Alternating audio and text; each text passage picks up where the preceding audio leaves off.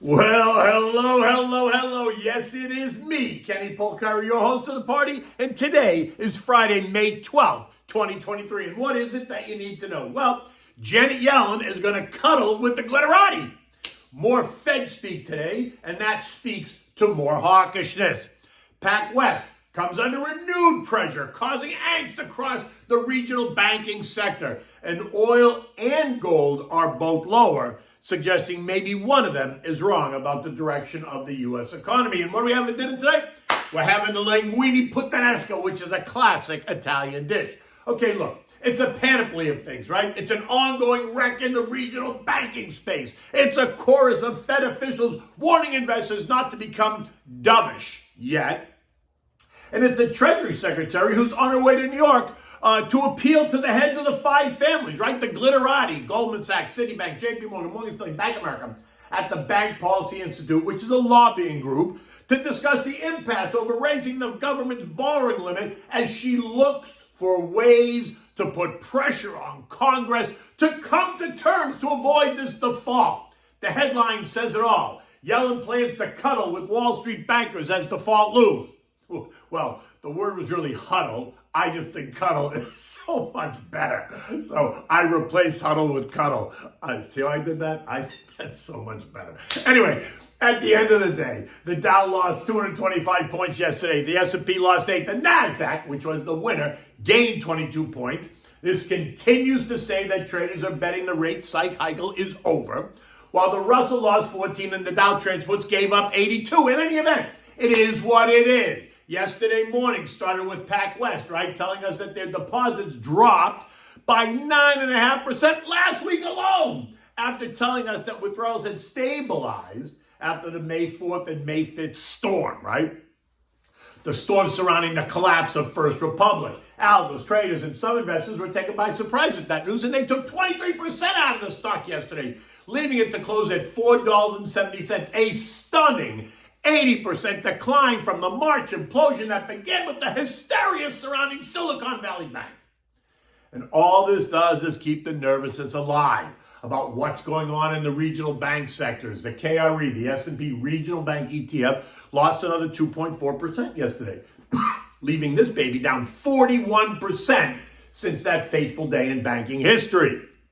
But remember, emotional histrionics cause angst where maybe there isn't any, and that creates opportunities for the savvy investor. And then we heard from Fed Governor Michie Bowman, who was speaking at the European Central Bank Conference in Frankfurt, Germany. And what did she have to say? Well, let's just say she's not a dove. In her comments, she reminded us that inflation remains high, which it is at 5.5%. And that the labor market remains tight, which it is with unemployment at 3.4%. Then additional policy tightening will be likely appropriate to attain a sufficiently restrictive stance in monetary policy. Michie joins her colleagues, New York's Johnny Williams, St. Louis' Jimmy Bullard, Cleveland's Loretta Mester, Minneapolis' Neely Kashkari, in calling for a more aggressive stance. Kashkari telling us specifically earlier this week that inflation is still too damn high and tight monetary policy will be needed for some time. All this as the PPI, just like the CPI, came in line, maybe slightly weaker depending on which data point you choose to use, but still well above the target rate, suggesting that inflation remains sticky. So to that I would say, to all you guys out there calling for not one, not two, but 3 rate cuts this year, maybe you need to have your head examined. Make an appointment with your therapist to talk it out. The Fed is not cutting rates this year. And I would also say that unless we get hit with some unknown black swan event that strikes from nowhere, an event that catches us completely off guard, that causes the economy or the financial system to be on the verge of collapse, we are not getting a rate cut consideration until mid-2024, which I think is 12 months out. And consideration is just that, it's consideration. It's not definitive, right? I mean, it could be quick, like consider and then do it, or it could be slower, like consider and then reconsider and then float the idea to see what the market thinks. Now, to be fair, could we get caught completely off guard? Well, apparently we could. especially when the regulators fail to do their jobs. Think San Fran's Mary Daly, who failed spectacularly in overseeing banks in her district. Silicon Valley Bank, First Republic, and now PacWest. Just a note, we haven't heard a peep from Fed President Mary Daly since the Silicon Valley Bank went down in flames. Just saying. And then to wrap it up, we keep hearing from Janet, who warns us daily of the end of the world as we know it. If Kevin McCarthy and the GOP don't just suck it up and let JoJo and the administration spend money like drunken sailors. She uses inflammatory words with every speech. Catastrophe, tragedy, meltdown, debacle, disaster, fiasco. The only one I haven't heard yet is apocalyptic, which I'm sure is next. Right? Do I even need to go on? And today, she's going to lunch with the families to drive that point home again. And here is the issue. This is a bipartisan issue. We all know that the ceiling is going to be raised, right? Come on, stop that hysteria. We also know that we need to rein in the stupidity. What would be easier if everyone would just grow up and come to the table? I mean, enough is enough. The June 1st deadline is not really a hard date. June 15th is not a hard date either. They're going to get another inflow of tax receipts, so we could really push it out till sometime in July. And remember, a government shutdown is not a government default, and there is a key difference. This morning, we're learning that the White House has postponed today's second debt ceiling meeting between JoJo and Kevin. Joey clearly trying to put more pressure on Kevin to cave. And while the negotiations have just begun, we can expect more antagonism from both sides just to create the drama and the histrionics, right, as the clock ticks. And remember, both sides need to create the illusion that they won. This morning, we see U.S. futures are up at 6:30. Dow futures are up 130 points. The S&P's up 15. The Nasdaq is up by 26. And the Russell is adding 8 points to the mix. And remember that regional bank ETF I told you about? Yep, that's up. The KRE is up 1% in the pre-market trading this morning. Other names in the group carrying the load. One of my favorites, Western Alliance, is up 2.2% in the pre-market. Now, but to be fair, that name is down 66% since the sell-off began. But like I said, emotional histrionics create opportunities in displaced names as long as you think the fundamentals are solid, or as long as they are solid. But remember, the internet creates havoc.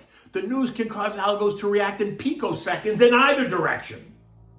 So you need a strong stomach to play in this space right now. Now look, take a look at New York Community Bank, NYCB. It got slammed in March, falling 42% in the wake of the hysteria, but has since taken it all back. It's up 69% from the March low on March 13th. So if you had to, if you had the guts, you fill in the blank, to be a buyer in the middle of this storm, then you're patting yourself on the back right now, right? Eco data today includes University of Michigan survey stuff. Sentiment expected to be 63, down slightly over the last read, and one-year inflation expectations of 4.4%, still high versus the target. Oil got slammed yesterday as they reignited the global economic fear story, demand destruction in the U.S. and China of all places, an argument I don't buy. They're now suggesting that the debt ceiling impasse and the renewed banking crisis are the reasons for the drop in oil. And while that sounds like it makes zero sense when we talk about oil, the way they make it work is that those two events are going to send the U.S. and global economy into a deep recession. And it is that recession that will destroy demand, thus the drop in oil. Okay, but now with oil teasing $70 again, expect the Saudis to raise the prospect of cutting production to manage supply. And then it's off to the races. Remember, $80 is the sweet spot for the Saudis. That's all you need to know. Gold, down $10 this morning, trading at $2,000 an ounce.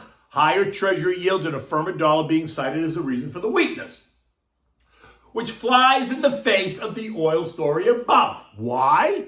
Because those kinds of concerns, banking and debt impasse, would be a reason to own gold, not sell gold. So the gold market is telling you that the oil market is wrong. Weaker gold would suggest no banking or debt concerns. So let's just see how this one plays out, because someone is on the wrong side of this argument, and I think it's oil. because I don't believe the debt ceiling issue is going to be an issue, and nor do I think the regional banking issue is going to spin out of control more than it already has. But that's me. You do you.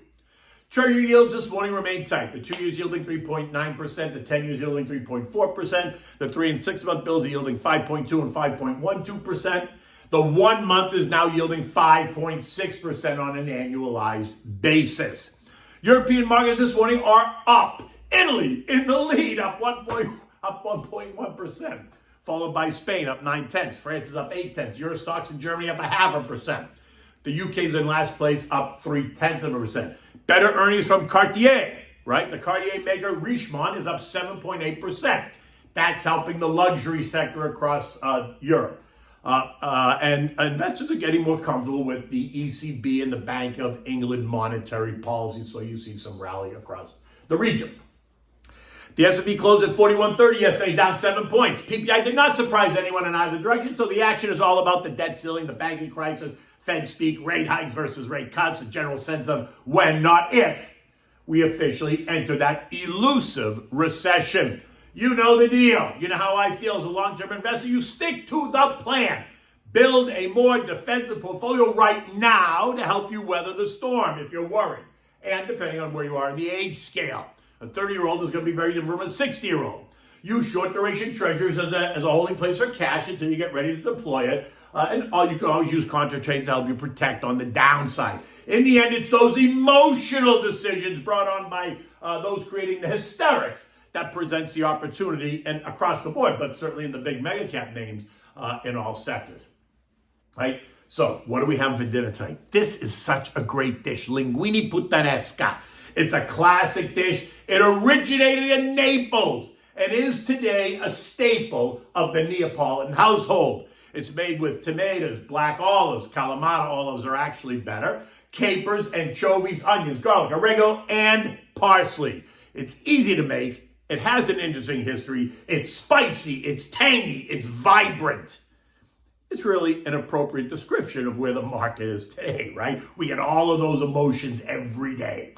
Okay, so start by bringing a pot of salted water to a rolling boil, put it on the back burner, then turn it to simmer and get it ready just when you need it.